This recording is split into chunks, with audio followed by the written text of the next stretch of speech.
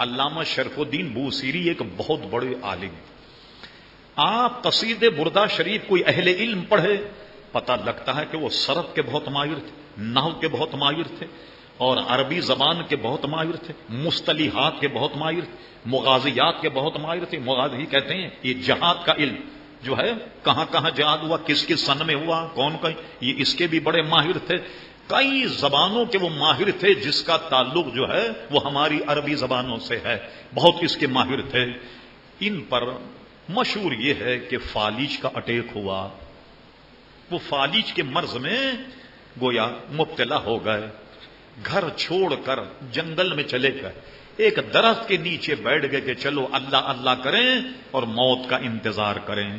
چونکہ ادیب بہت شاندار تھا، شاعر بھی بہت عمدہ تھے، اس کے علاوہ بہت ہی اور بھی گویا کلام ہے، تو اب وہ درخت کے نیچے بیٹھ کر جو آدمی جس کا عادی ہو تو اس کے گنگناہٹ تو شروع ہو ہی جاتی۔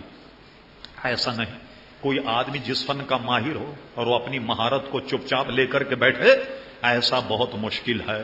اور شاعروں کا مزاج تو بہت عجیب و غریب کہ جو کلام لکھ دیں جب تک کسی کو سنائیں گے نہیں ان کا کھانا ہی ہضم نہیں ہوتا۔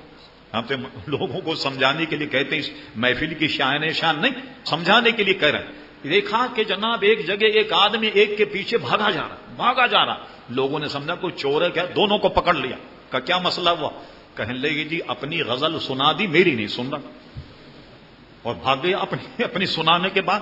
عجیب مزاج ہوتا ہے شاعروں۔ ایک ایسا ہی شاعر مولانا جامی کے متھے لگ گیا۔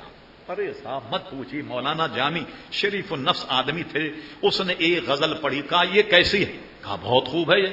اب وہ شاعر اور پھیل گئے، کہنے لگے ایک اور سنیے پھر آپ۔ مولانا بیچارے مجبور کرنے چلو ایک اور سنا، انہیں وہ بھی سن لی۔ پھر اس کے بعد کہنے جو تازی غزل ہے وہ تو آپ نے سنی نہیں، کہا بھائی وہ بھی سنا دو۔ اب وہ بھی سنی، کیسا رہا میرا کلام، کہا جی بہت اچھا رہا، مروت میں آدمی کہہ دیتا کچھ چند۔ پھر اس نے وہ اور پھیل گیا، کہنے لگا علامہ جامی صاحب آپ کو پتا یہ کلام کی مقبولیت کی وجہ کیا ہے؟ آپ جیسا شاعر آدمی اس کو پسند کر رہا، کہا وہ وجہ بھی بتا دو بھائی کیا۔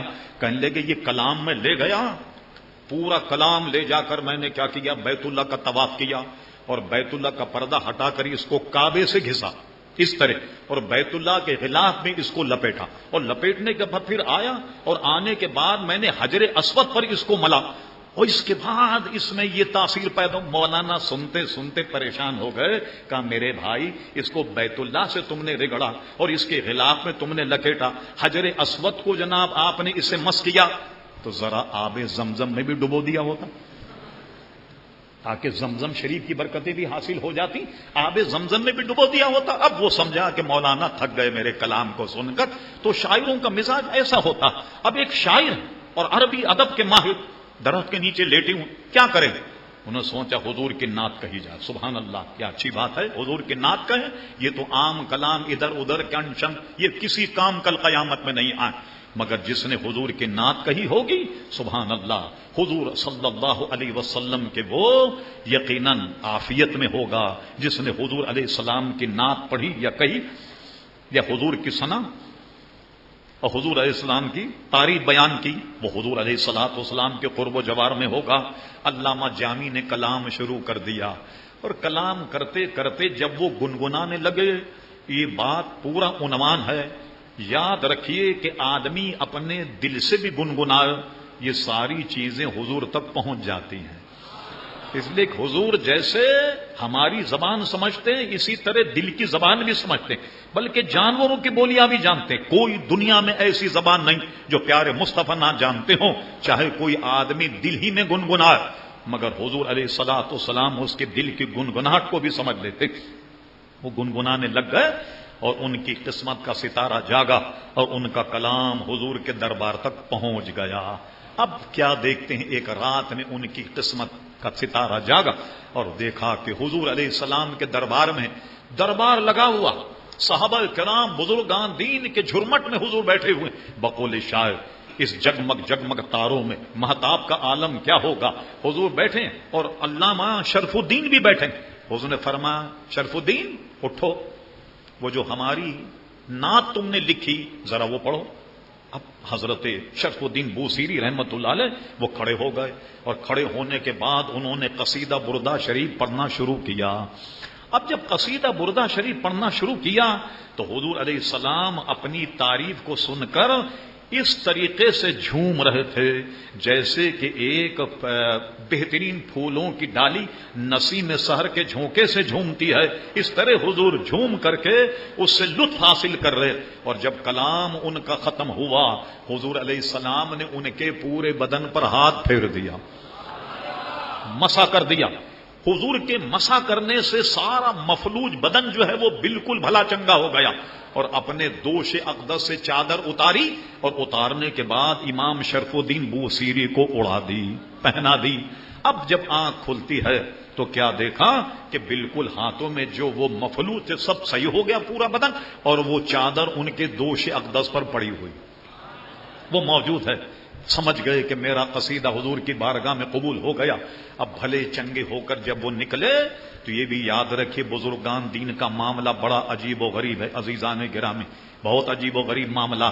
اس کے لیے آپ کو علامہ امام نووی رحمت اللہ علیہ جو تصوف کی بہت ضخیم کتاب بستان العارفین وہ پڑھنا پڑے گا آپ کو، اور دیکھیں کہ کیا ہوتا، کیسے بزرگان دین میں معاملات اور مسائل ہوتے ہیں۔ اللہ اکبر۔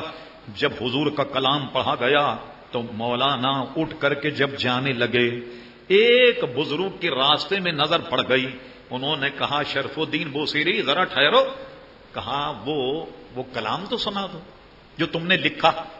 اب بزرگان دین کبھی یہ معاملہ ہونا تو چھپاتے ہیں، ہمارے ساتھ ہو جانا تو ڈھنڈورا پیٹتے ہیں، یہ ہوا ہم نے حضور کی زیارت کی اور ایسا ہوا ویسا ہوا، جانے سارے میسج چل جائیں گے ٹیلی فون پر، جانے کیا کیا ہوگا۔ اور اس تصوف کا طریقہ یہ ہے کہ جب بھی کوئی ایسا معاملہ تو اس کو خفیہ رکھا جائے، ورنہ یہ سارا کا سارا نظام سلب ہو جاتا۔ کوئی مذاق یا دل لگی نہیں، ورنہ ہر آدمی کھڑا ہو جائے جی میں نے بھی حضور کی زیارت کی، یہ ہوا وہ ہوا۔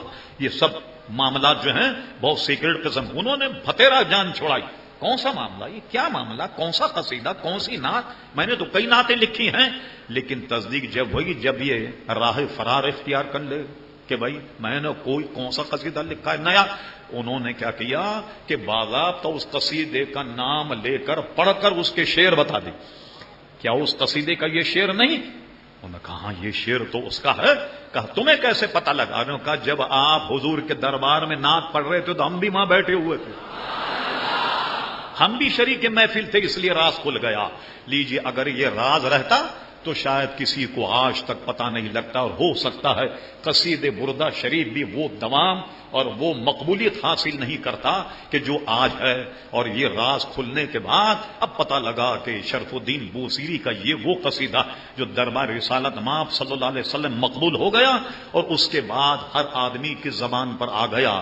یہ راز اس بزرگ نے فاش کر دیا بقول غالب کے کہ یہ راز رہ نہ سکا کہ ان کی یاد پلکوں پہ آ گئی ہے چراغاں کیے ہوئے۔ اب تو ہر آدمی کی زبان پر آ گیا کہ علامہ شرف الدین بوصیری کا قصیدہ جو ہے وہ حضور کی بارگاہ میں مقبول ہو گیا۔